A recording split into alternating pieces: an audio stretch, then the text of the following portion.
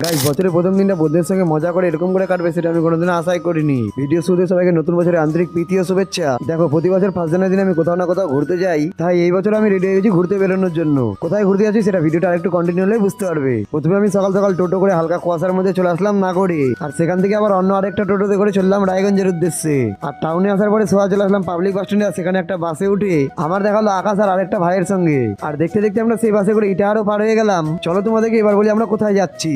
Guys, আজকে আমরা যাচ্ছি মালদা আদিনাতে ঘুরতে।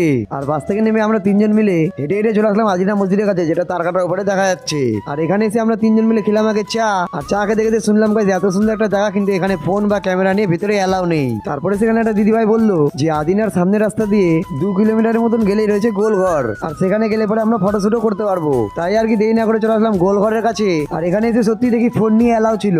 তো প্রথমে এখানে আমরা 4-5টা ভালো করে ঘুরে দেখলাম, আর এই গোলঘরের দেওয়ালগুলোর মধ্যে আমরা বেশ কয়েকটা ফটোশুটও করলাম। দেখো, যারা যারা মালদা আদিনাতে ঘুরতে এসেছো আর এই জায়গাটাতে আসনি, অবশ্যই এই জায়গা থেকে একবার ঘুরে যাবে। জায়গাটা কিন্তু অসাধারণ, আমার তো পার্সোনালি এই জায়গাটা দারুণ লেগেছে। আর এখানে তোমরা নিজের ইচ্ছে মতন ফটো বা ভিডিও শুট করতে পারবে, কোনো রকম বাধা বা নিষেধ নাই। তারপরে এই জায়গাটা আমরা টোটালটা ঘুরে নিয়ে আমরা তিনজন মিলে এখন আবার টোটো করে চললাম আদিনার উদ্দেশ্যে।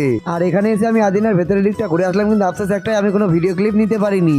যাই হোক, তো আদিনার পেছনের দিকে ছিল একটা ছোট রেস্টুরেন্ট, আর সেখানে আমরা তিনজন মিলে চলে আসলাম দুপুরে পেট পূজাটা করার জন্য। আর সেখানে আমরা নিয়েছিলাম 1 প্লেট করে চিকেন বিরিয়ানি।